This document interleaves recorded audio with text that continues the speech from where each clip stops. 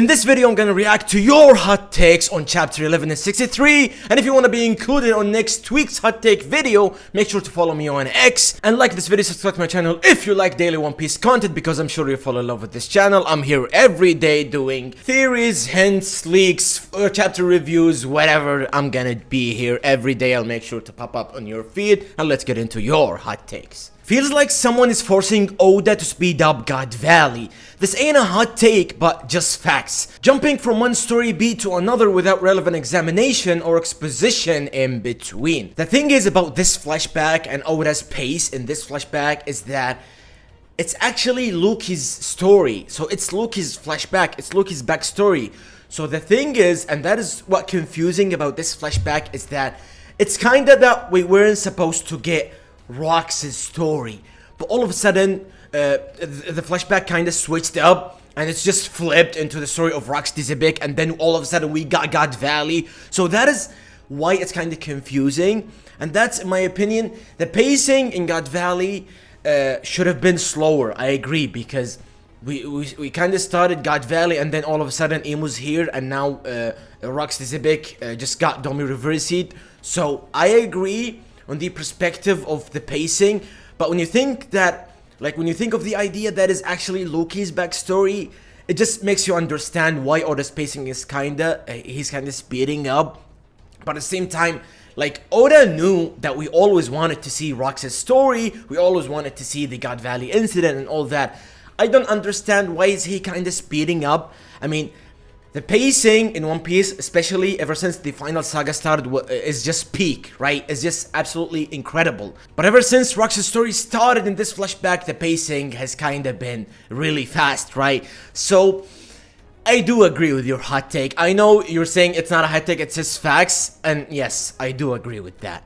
I think Imu will be a huge threat at present in Elbaf, who possessed Gonku. So Luffy and Lucky must work together to take down the demon of Void, and I don't think other Straw Hats have a chance against these demons, but let's hope for good, and Zoro and Sanji should focus on Holy Knights.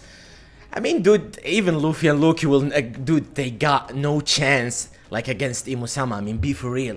I know this is, like, possessing Saturn, so it makes sense for it to be stronger, but at the same time, it's fucking Imu-sama.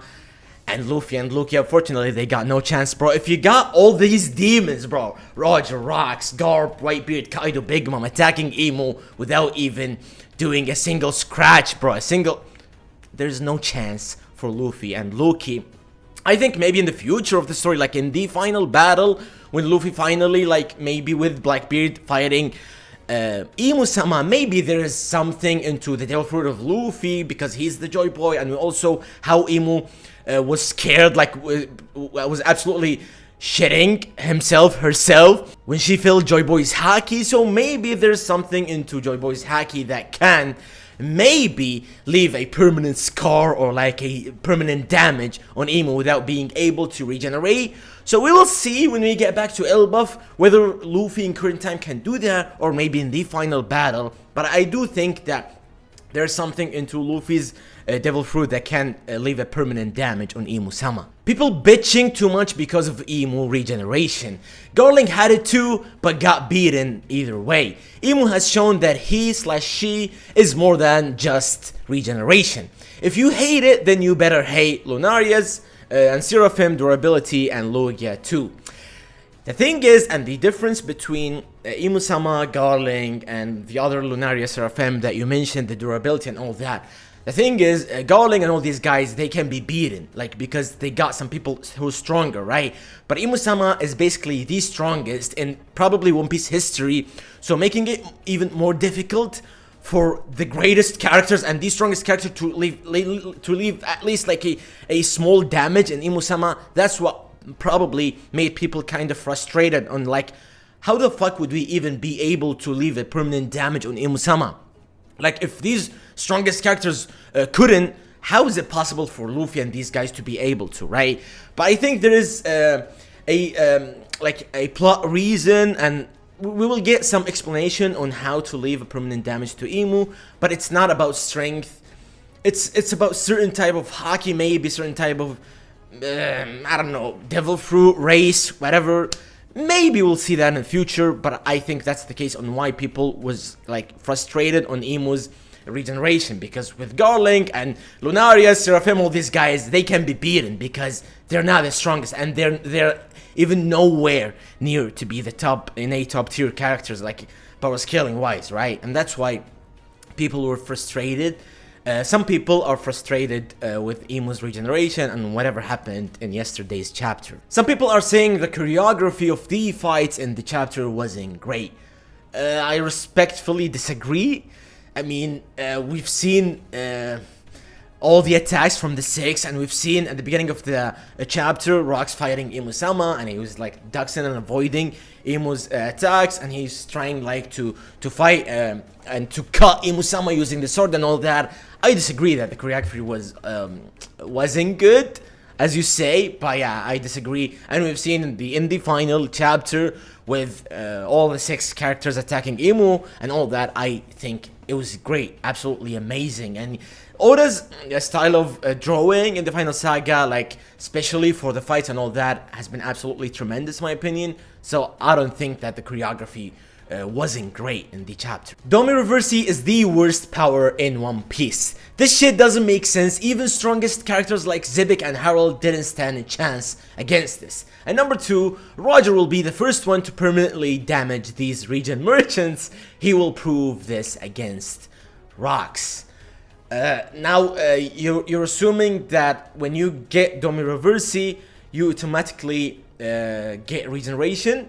I don't know if I'm missing something like we saw in Elbaf in current time. I don't know if that's the case, but let's say for the sake of this argument, Rox or whoever get Domi Reversei get a like automatic regeneration. We've seen the Davy clan being beaten up by Roxy Zebek, and I don't think they got back, right? I think they all assumingly dead. So I don't think you get regeneration like automatically when you get Domi Reversei. But saying that Domi Reversei is the worst power in One Piece, like, I get where you're coming from. I get that sometimes this type of stuff, whatever you see like in certain anime, manga, TV series, whatever, it gets annoying because there's no limit to it. Especially that before this chapter, some people were saying that Imu-sama couldn't do Domi Reversei into like the strongest characters who has the strongest will and the biggest will with the biggest haki and all that.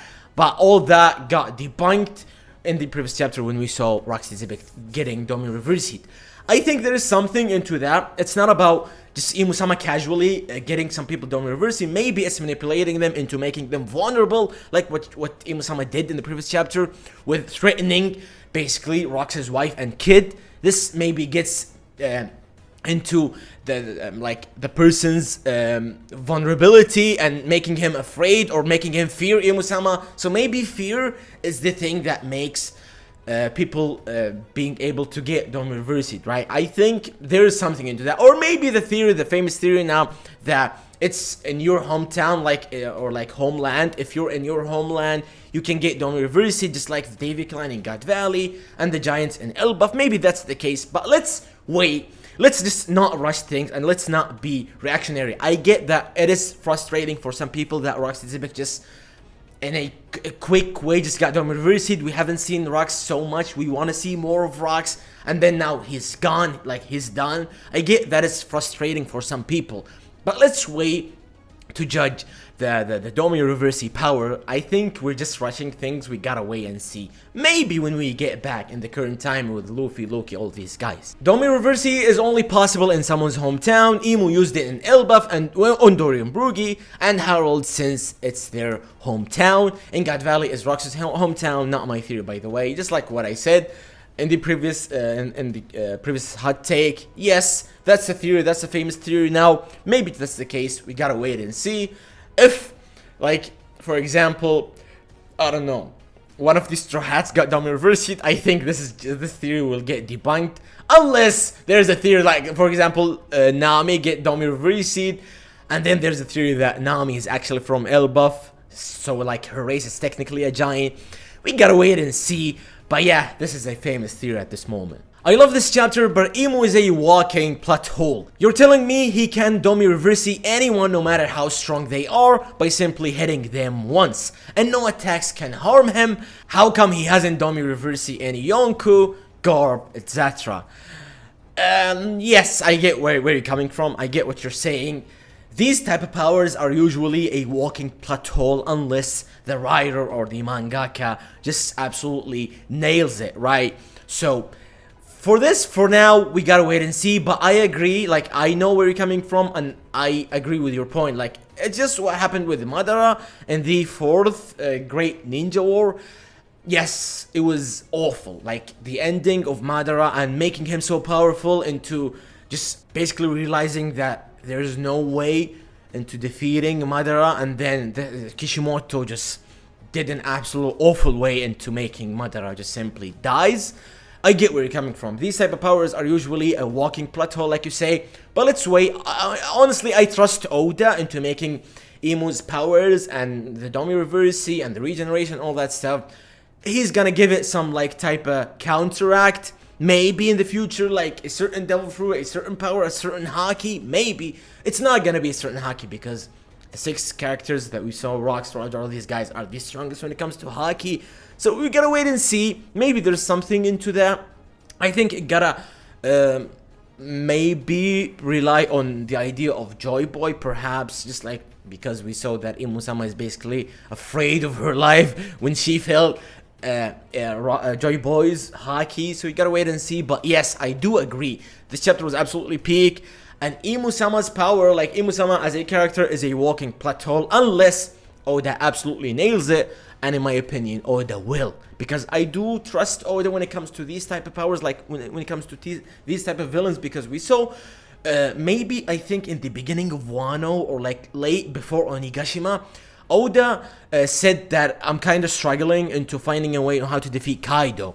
And fast forward to now, we saw Kaido's ending, which in my opinion was satisfying. He made it a pretty logical way onto how to defeat Kaido, which is, I think most people are satisfied with Kaido's ending, right? So yeah, I do trust Oda when it comes to like Imu-sama as a character and Imu-sama as a power, like the regeneration and all that stuff. So I guess that's it. That's your hot taste for today's video on this week's chapter. So like I said, all that stuff. Thank you guys for watching. I'll be there next week, so make sure to be there in the hot takes next week. Thank you guys for watching. Mwah.